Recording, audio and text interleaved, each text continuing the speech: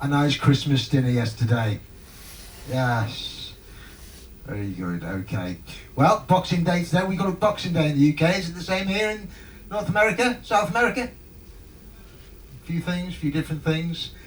Okay, well today we are going to talk about giants of the deep. And when we refer ordinarily to giants of the deep, we're really referring to the marine mammals. And marine mammals, cetacea is the fancy scientific word, generally refers to dolphins and whales. Does anybody know what this chap here is on the screen? That's correct, yeah, a leopard seal. And if you spend enough time out on deck, you will almost certainly see one. They're not hugely common, but somebody mentioned the point yesterday that more time you spend out on deck, the more likely you are to see these things. Can everybody just about see me on this side? I'm convinced that the guys build this podium a little higher every time I come back every year. Maybe not, I don't know. Okay, but we can all hear me, yes? Right, here we go. So, sorry, don't want to see that one again. So, we talk about all these animals. I refer that I am really a bird specialist, but all these animals are what we call bioindicators. And as a bioindicator, it gives us a qualitative status of how the environment is doing, and in essence, how the planet is doing. And why is that important? Well, obviously, we all live here. So it's very, very important to monitor these things. And people say to me, well, why are birds of so much interest to you? Because they're a very, very obvious bioindicator. Everybody gets a bird in our garden or in their backyard, and after a period of time, you notice that perhaps you haven't seen a hedgehog, or you haven't seen a cardinal, or you haven't seen a chickadee or a thrush. And the number of family members that say to me, Alan, I haven't seen X or Y, that is right there, a citizen bioindicator. I don't know whether any of you have noticed that before. I should tell you that I have a little bit of a fetish for phytoplankton. Okay, they are very, very important. But my family, they'll always say to me, Alan, I haven't seen a thrush or a blackbird in a few years. No one's ever said to me, Alan, I haven't seen any phytoplankton float past me in a while. Okay, because they are microscopic animals. You do need a microscope to study phytoplankton to a greater or lesser degree. But certainly birds, some of the larger macrofauna like seals, like marine mammals, they're very, very obvious. And it's an enjoyable thing to do as well.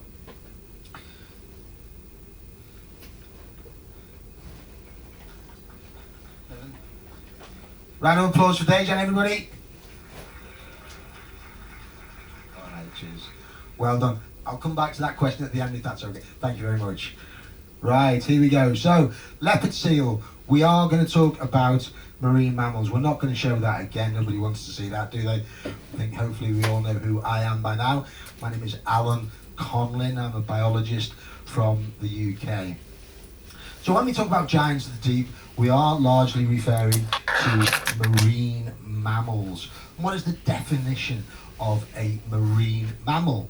Well, not that dissimilar to terrestrial mammals. They need to breathe air through their lungs. They are warm-blooded. At some point in their life, they will have hair. Even whales will have hair at some point. They have nipples, and they produce milk with which they nourish their young. They will live most or all of their lives on or near the sea. And lastly, they will have a layer of blubber or very, very dense fur.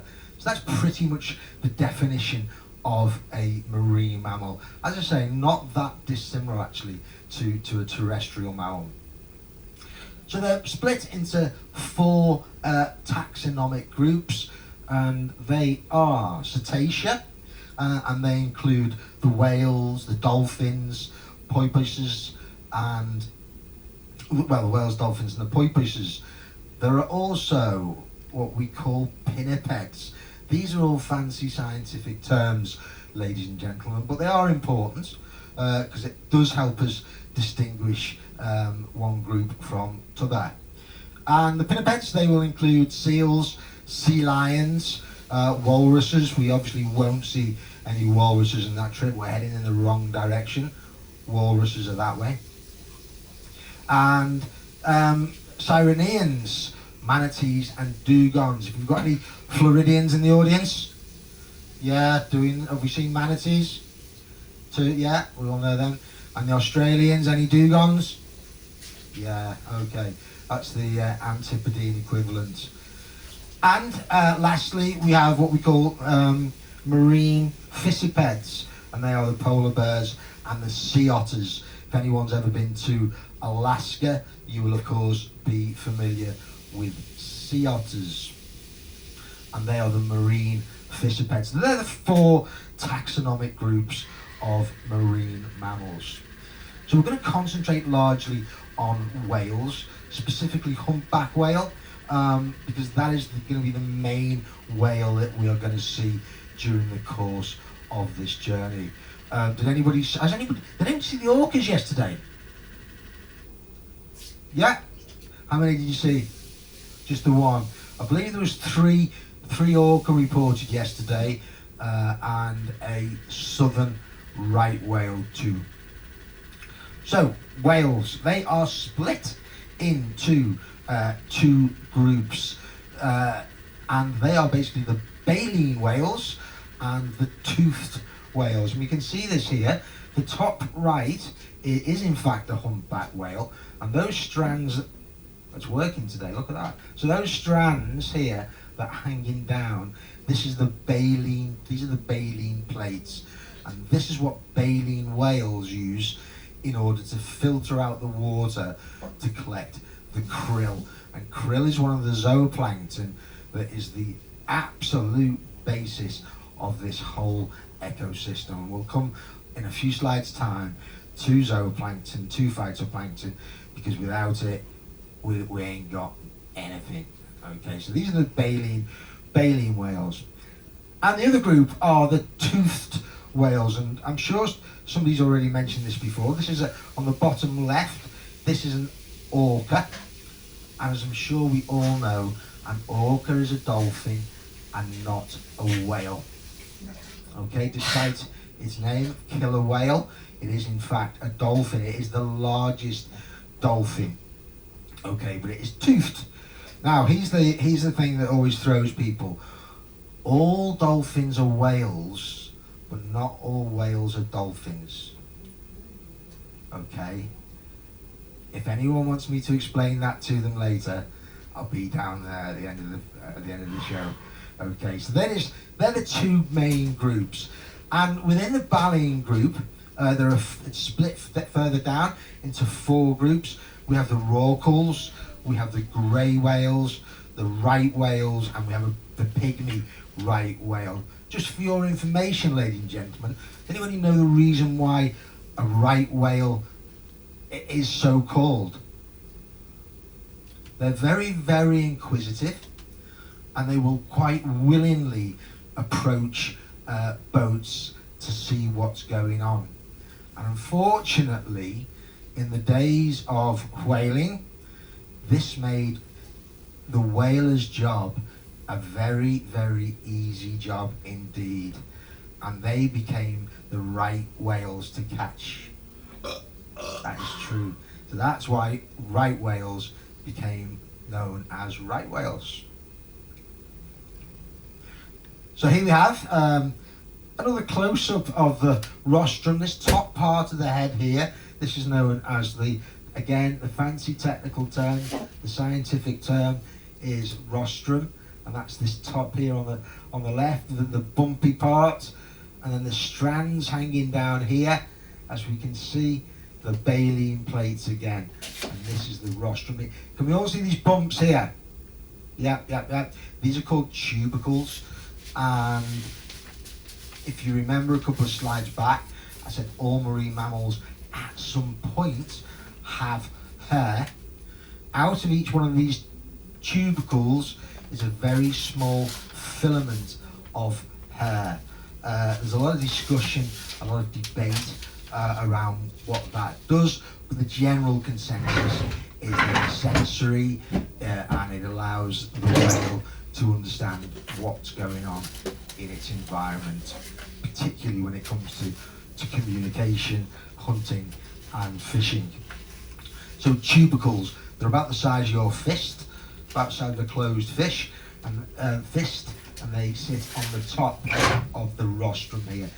These baleen plates, ladies and gentlemen, they're made of a substance, a material called keratin, and I'm sure many of you know keratin is the same thing that makes up your hair, your fingernails. Very, very important. So the baleen whales, another example of, or the next example of a toothed whale is this guy. Okay. Now, if anybody's into the literature, does anybody know where this whale might appear? Moby Dick. That's right. This is the whale from Moby Dick. This is a sperm whale, and it is one of the toothed whales. Remember, whales are split into baleen whales and toothed whales. And the crucial difference really is that all baleen whales filter feed. Okay, they push water through those baleen plates and they eat very, very small organisms such as krill, almost exclusively.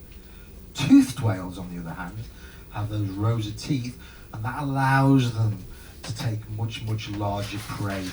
Things like giant squid, killer whales, obviously, orca.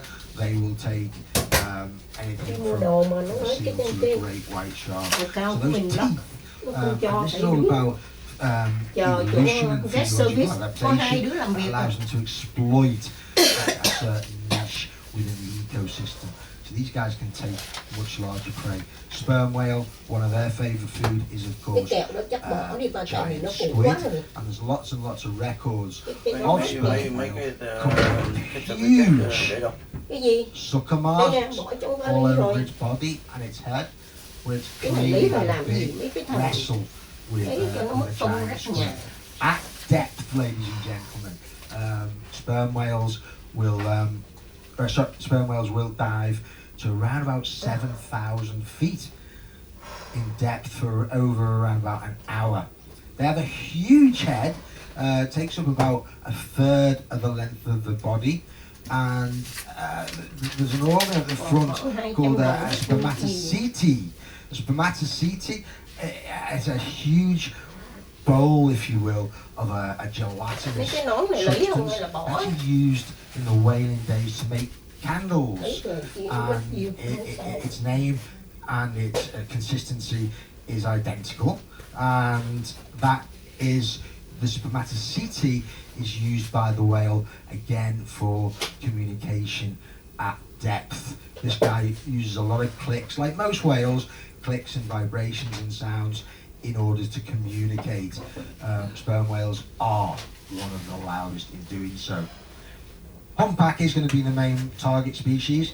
Just to put it into context, there we have blue whale right at the top, the biggest whale we've got, 100 foot or more in length, and their heart is, you see this quoted quite often, and it's kind of right, but they say its heart is about the size of a small car.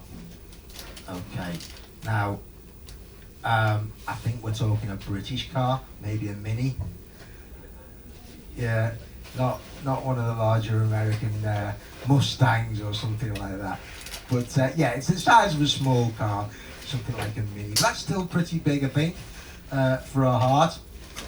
And They pump between 60 gallons, which is 220 litres of blood per minute.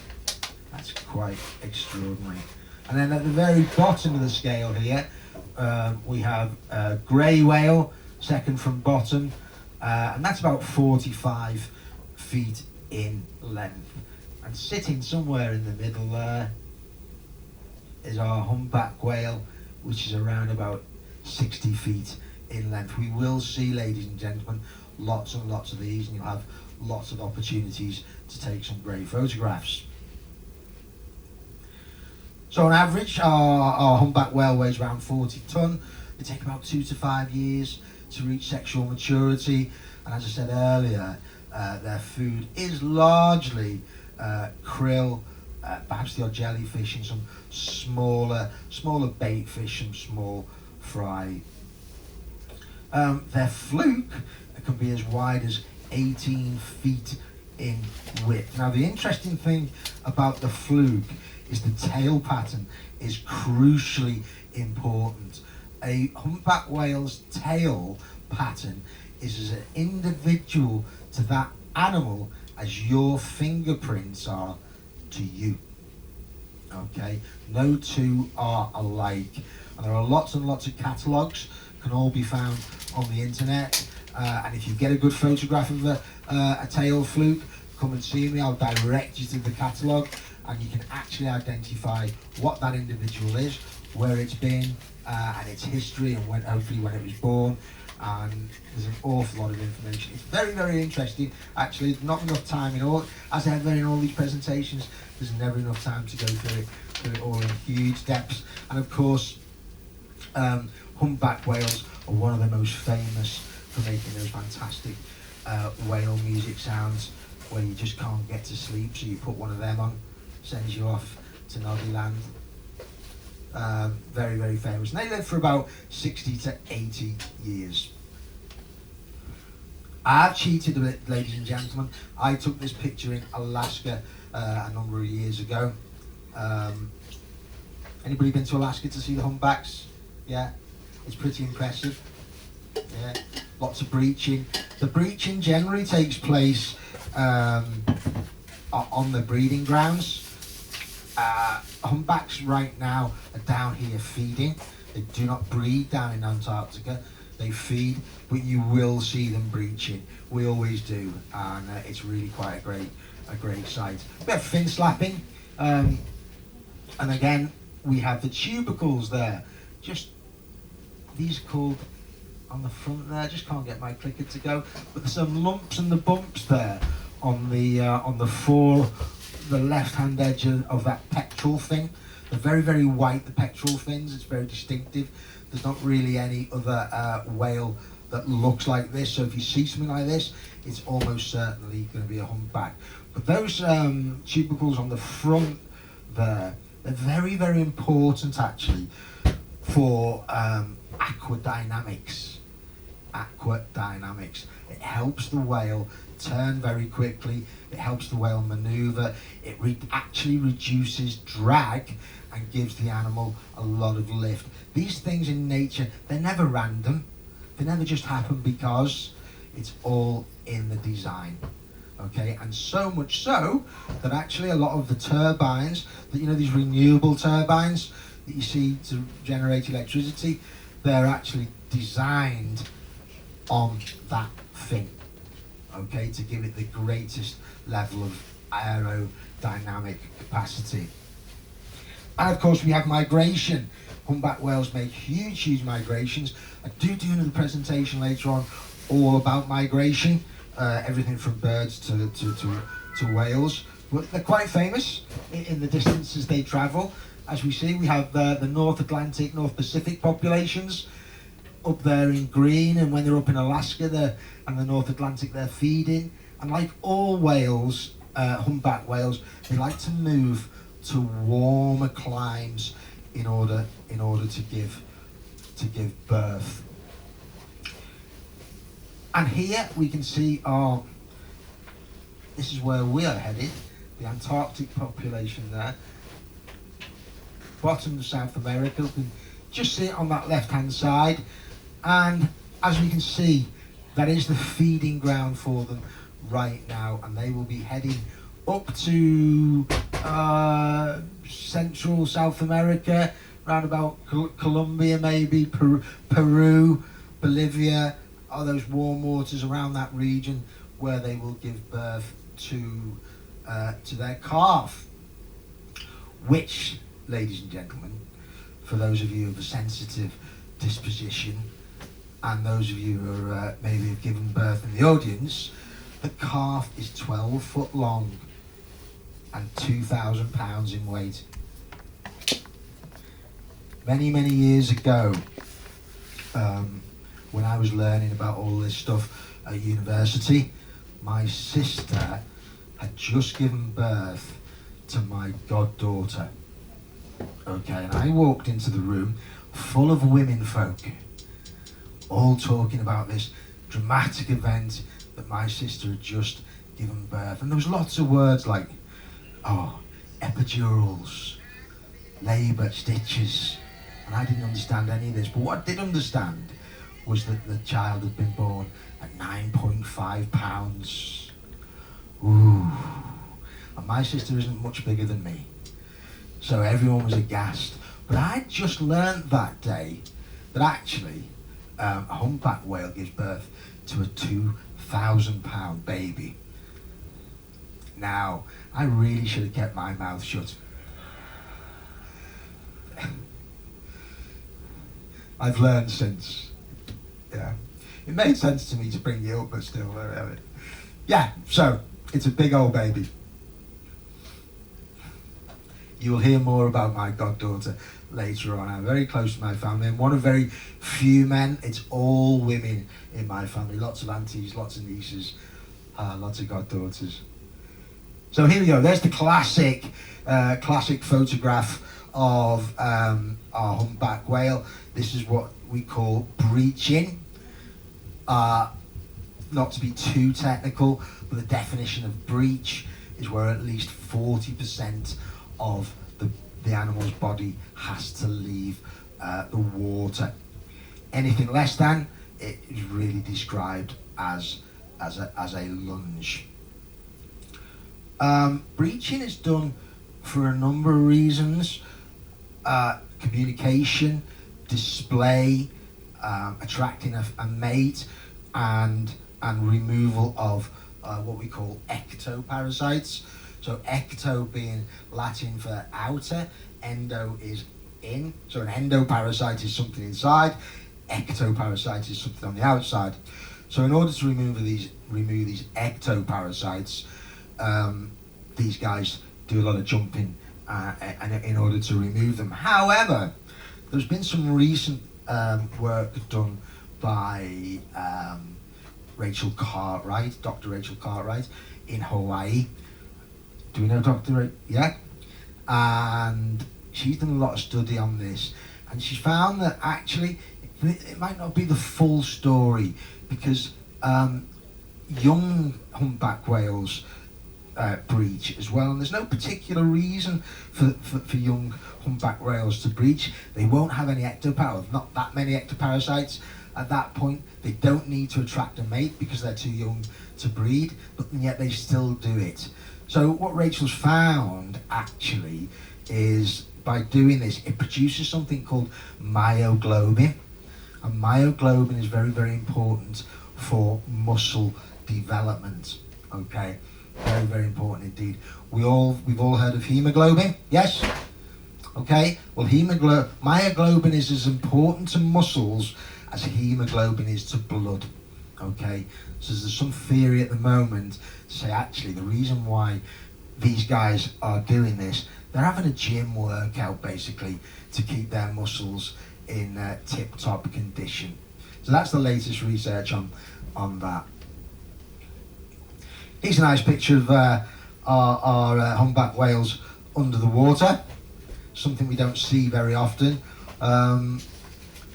Again, to compare the small car analogy, the tongue is again about the size of a small car, and they will gulp around about 5,000 gallons of water in order when they feed. So when they take that huge gulp of water full of krill, and the tongue pushes up, forces the water through the baleen plates, and they take it down. The throat actually of a humpback whale is only the size of about a grapefruit.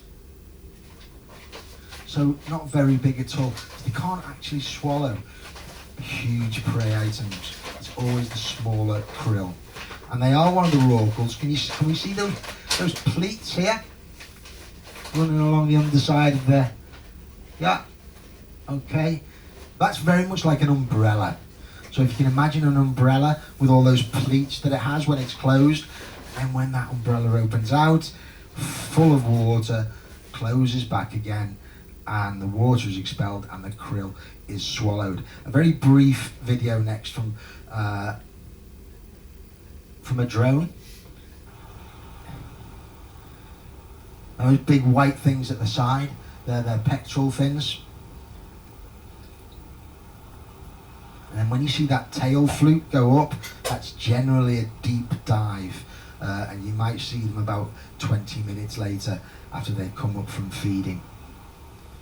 This was some video taken in Shetland, off the coast of Scotland actually, by a friend of mine, Hugh Harrod.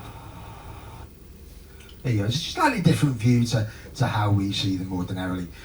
I'm going to move on, ladies and gentlemen, to some of the other cetaceans that we'll see on our trip. These are Commerson's dolphins, very, very pretty, named after the French naturalist Dr. Philibert Commerson, and he discovered these in the Straits of Magellan in 1767. Very, very pretty indeed.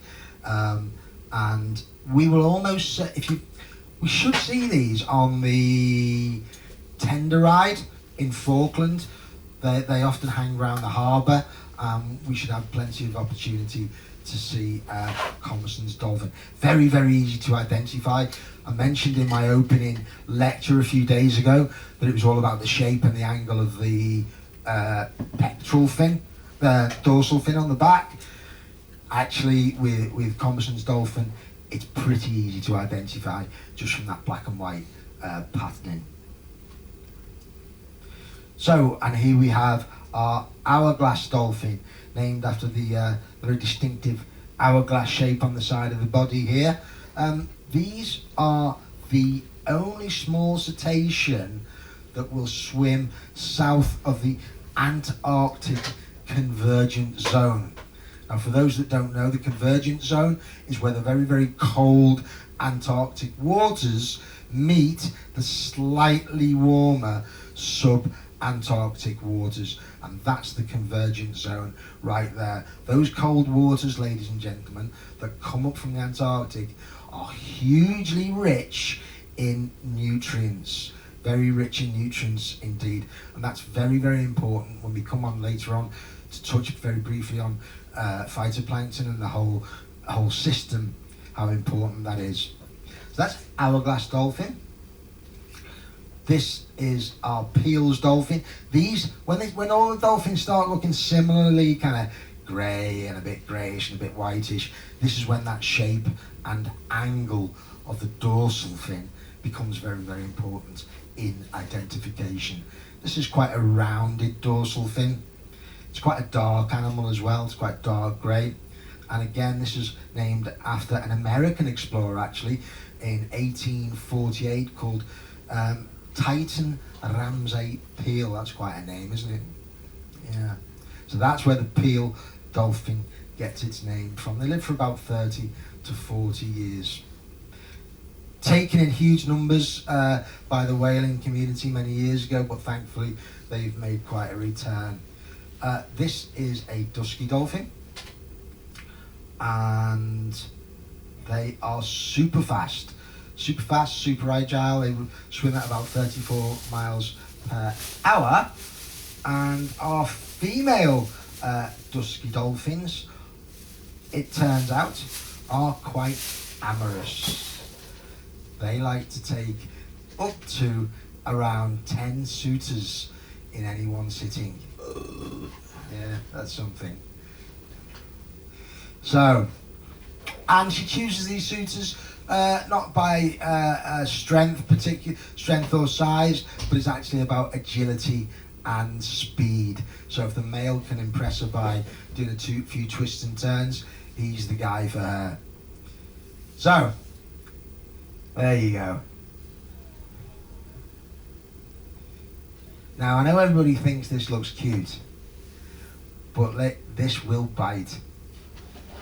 Really, it's they are pretty vicious, and I suggest don't try and stroke one. So this is an Antarctic fur seal. I did mention briefly the other day that we tell seals from sea lions because of their ears. This is an exception. This is an otrid. This isn't an actual true seal. It is really a sea lion, and as we can see, and our next slide. Sorry, did you want me? Were you taking a photograph of that? Go on. I've gone back now.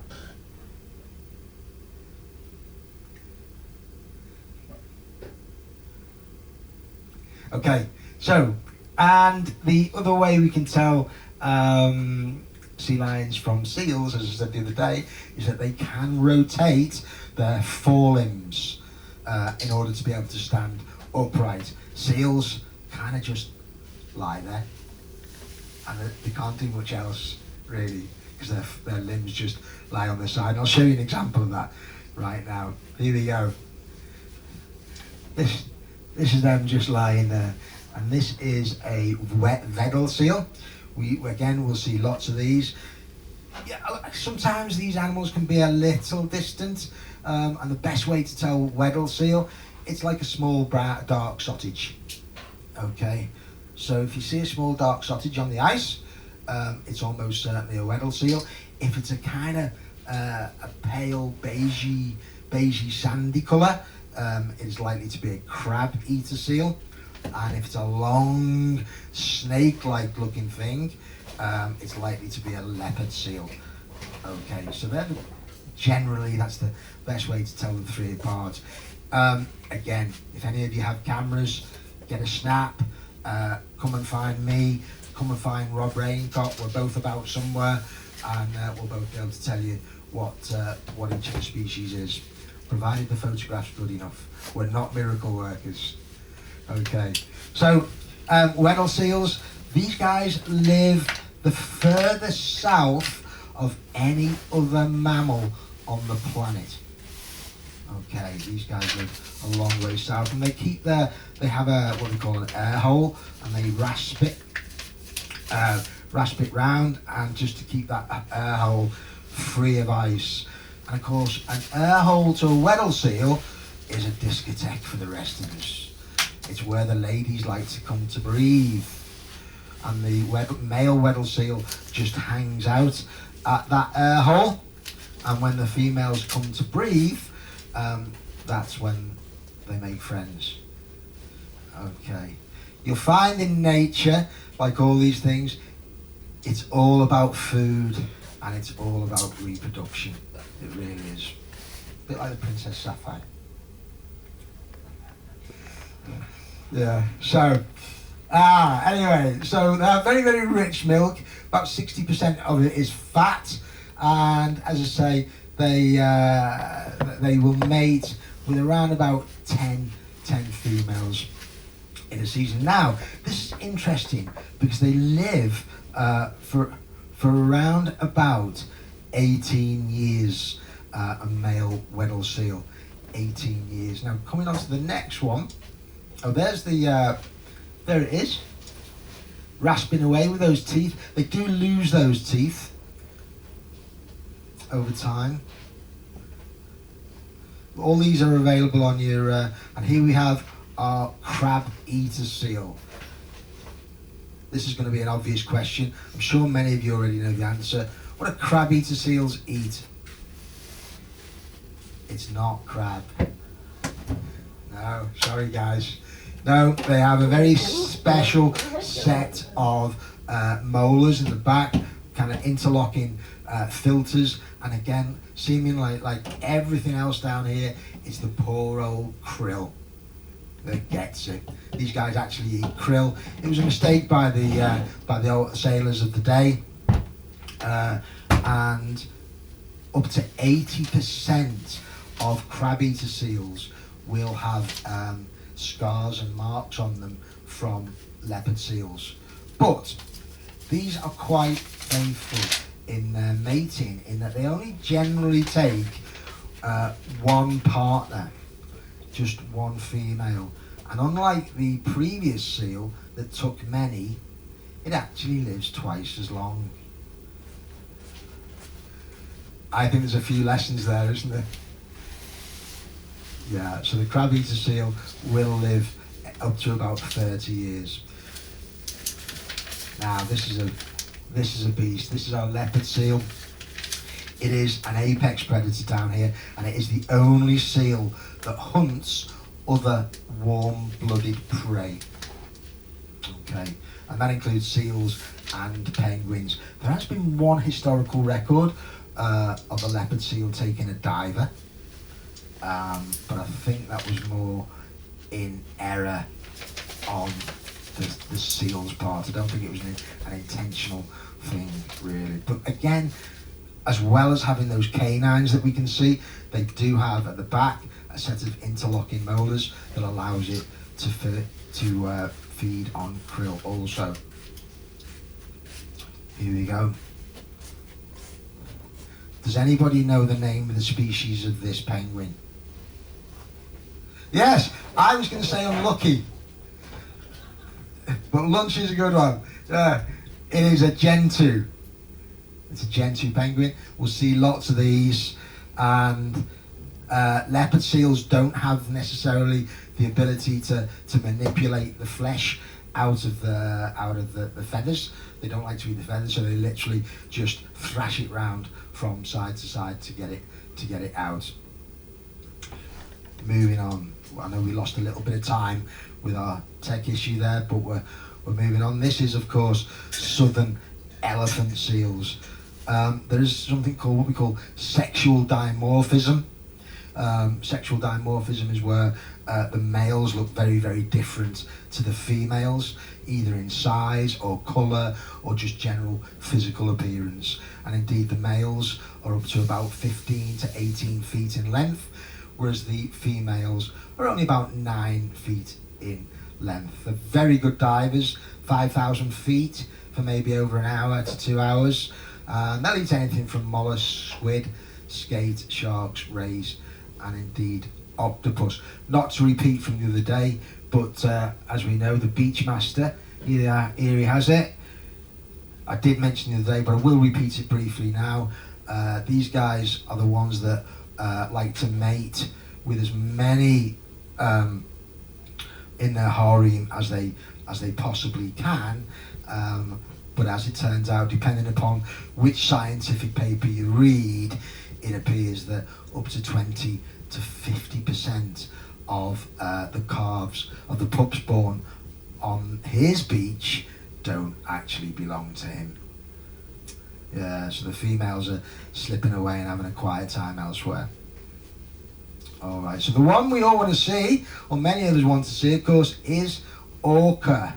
And this is the largest member of the dolphin family. Some females can live a very, very long time indeed, up to around about 90 years.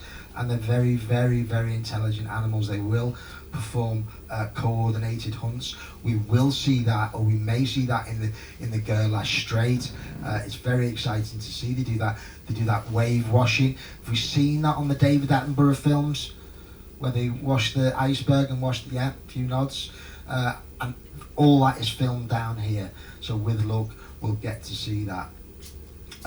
Some of the biggest orcas, 12,000 pound in weight, maybe 7.5 meters in length, 32 feet. So they are big, old animals. What we have down here, and in fact we have it in Alaska as well, is what we call ecotypes. And an ecotype is, genetically they're identical. They've done a lot of study on the orcas down here, and genetically they're identical, but they have very, very different ways in effectively the way they live and the way they hunt. So we have type A, and they're open water hunters, so they will hunt things like minke whale. We have type B1, and they all type Bs hunt around the pack ice, but it's the B1 that do those wave washing. B2 are the girlish straight ones they'll eat penguins and seals. And then we have the type C, which they live in the Ross Sea on the other side of Antarctica. They're a bit smaller and they'll generally concentrate on toothfish. And then there's a final type, which we don't know too much about, type D, and they're very, very deep water around the Drake Passage.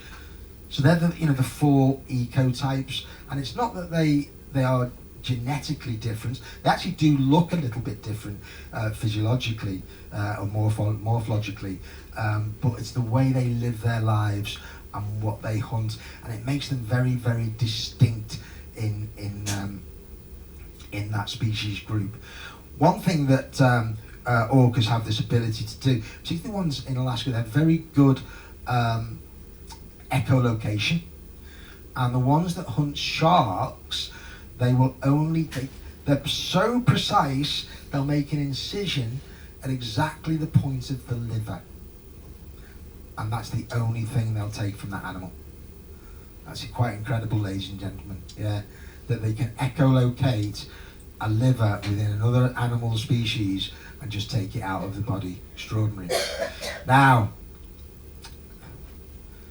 these are the true giants of the open ocean, ladies and gentlemen, phytoplankton. And these phytoplankton are really, there are 3 main groups, dinoflagellates, diatoms, and cyanobacteria.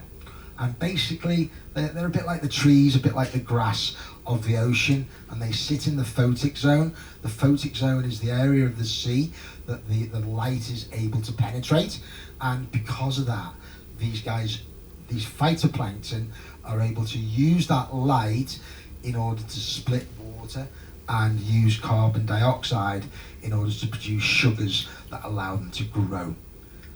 There's a very brief overview of photosynthesis, ladies and gentlemen, okay? But that is phytoplankton, and that forms the very basis of everything that we see. And what eats phytoplankton? Zooplankton.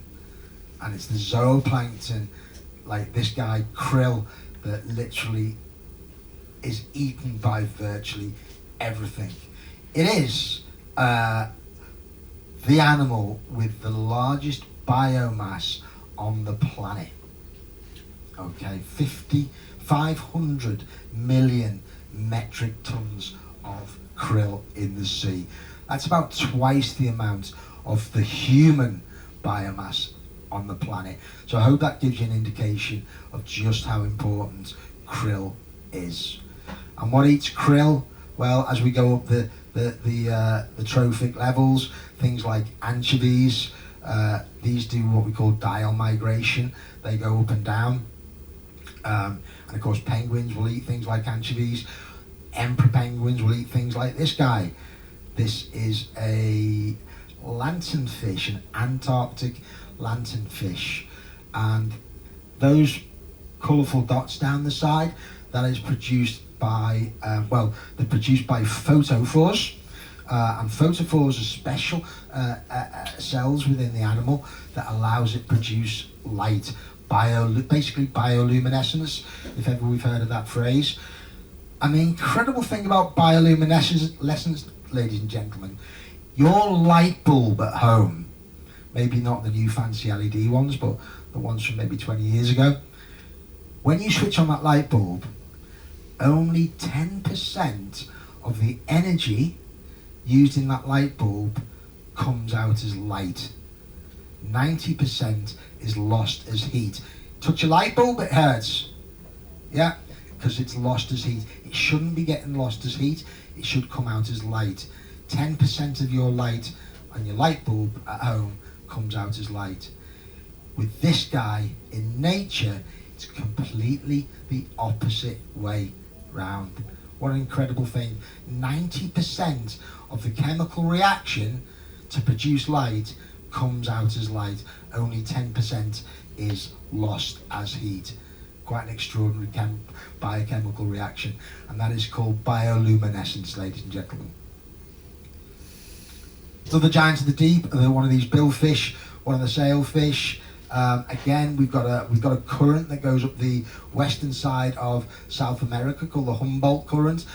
I touched on it earlier. The amount of nutrients that is dragged up from Antarctica gets dragged up into the photic zone. The phytoplankton turn it into sugars, and then the zooplankton eat the phytoplankton, and so it goes on. And another animal that uses,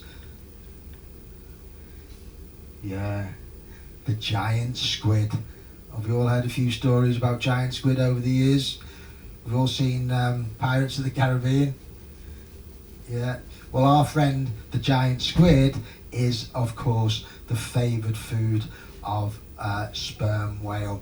And these have both photophores that allow it to produce light, but it also has what we call chromatophores.